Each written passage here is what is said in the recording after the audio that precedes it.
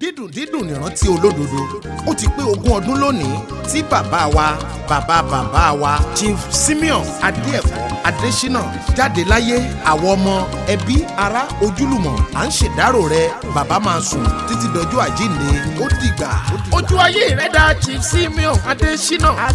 Ẹ̀yìn rẹ̀ tún dá Chief Apena o. Bàbá Kẹ́mi Stella ọmọ Adesina. Dídùn dídùn nìrántí olódodo. Ojú rẹ̀ dá Chief Simeon Adesina. Ẹ̀yìn rẹ̀ dá Chief Apena o. Bàbá Kẹ́mi Stella ọmọ Adesina. Dídùn dídùn nìrántí olódodo. 20 ọdún ló pé tọmọ Táíwò ti jáde láyé. 20 years ló pé tọmọ Akíntóyè fi wá sílẹ̀ lọ.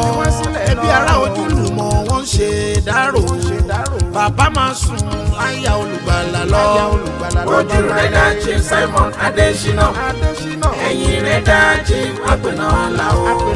Bàbá Kẹ́mi Stella ọmọ Adesina.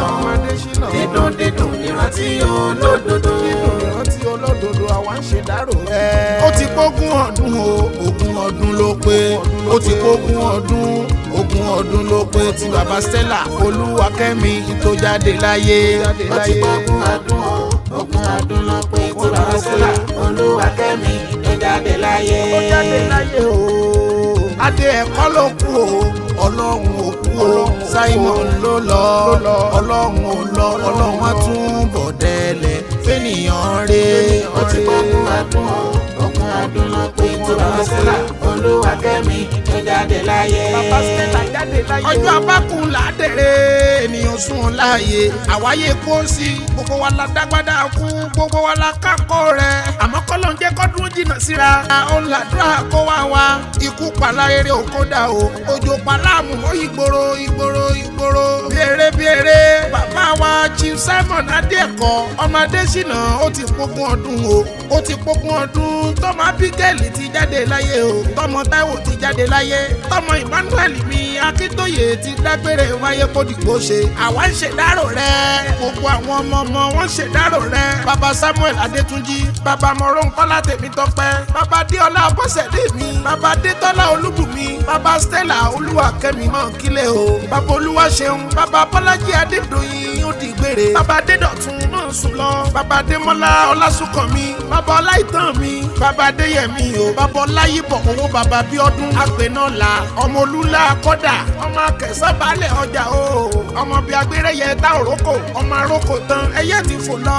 Nílé bàbá rẹ ni ilé ọmọ báńtà níjẹ̀bú-Òde. Ìwọ lọmọ Ládéjọbí o. Adesina mi ìwọ lọmọ Jagbalúra níjẹ̀bú-Òde. Ọmọ Adélé tejiteji. Ọmọ Sowó ọlá bùsùbùsù o. Apẹ̀nọ́lá ti gbogbo kẹ́nẹ́ pátápátá o. Àyànkù rẹ̀ mọ́ kílẹ̀ o. Adesina mi Apẹ̀nọ́lá. Ìwọ lọmọ bẹ́wọn lórí ìfẹsẹ̀gbé nílé bàbá rẹ ni. Ọmọ adẹ́rìnmádé tó gbẹ́dẹ́ lórí. Tó dírí mùsù tó pàdé òòsà jẹ́.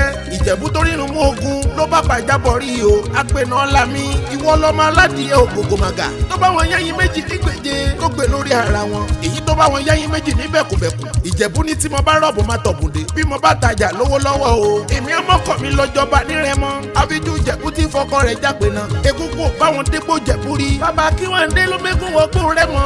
Ọmọ adìẹ dúró lórí okùn. Ó lé téńté arọ òrokùn arọ radìyẹ. Arárọ̀ Jẹ̀bú ọmọ èrè nìwà. Ṣé bí ara lọ́rọ̀ Jẹ̀bú lọ́jọ́ ọjọ́ sí. Tó fi wọn ní ẹni wíní. Arárọ̀ Jẹ̀bú ló wọn ní ẹni wíní. Adesina mi ọmọ ń ṣe ni ọ̀yọ̀yọ̀. Ọ̀yọ̀yọ̀ mọ́yọ̀ mọ́ ohun tí ṣe ni ò lè pani nílé bàbá rẹ ni nílé Apẹ̀nọ́lá. Adesina mi ẹ̀yin lọmọ onígbò ọmọdé. Ọmọ onígbò mọ̀mọ̀ wọ̀ o. Ọmọ onígbò àjèjì ọgbọ́dọ̀ wọ̀. Àjèjì tó bá wọ gbòòrò yóò sì dẹni ẹbọ. Ọmọ obìnrin dúdú lé ọmọ bẹ́ẹ̀ ṣe. Pupa tó ọmọ bẹ́ẹ̀ ṣe ó sì lé nílé Adesina o. Kàn kílé Chief Simeon mi Adéẹ̀kọ́ ọmọ Adesina o. Bàbá Olúwakẹ́mi tí ń jẹ́ Stella mọ̀ kílé yín o. Òkú olówó ọdún 8, òkú òtòṣì oṣù 6. Òkú ọlọ́mọ àṣẹǹṣe túnṣe. Dídùn nìrántí rẹ. Títí ayé làwọn mọ̀ ṣèdárò ẹni re ó di gbére. Mo ní pé òkú olówó ọdún 8. Òkú òtòṣì oṣù 6. Òkú ọlọ́mọ àṣẹǹṣe túnṣe. Bàbá máa sùn lọ o. Òkú olówó ọdún 8. Òkú òtòṣì oṣù 6. Òkú ọlọ́mọ àṣẹǹṣe túnṣe.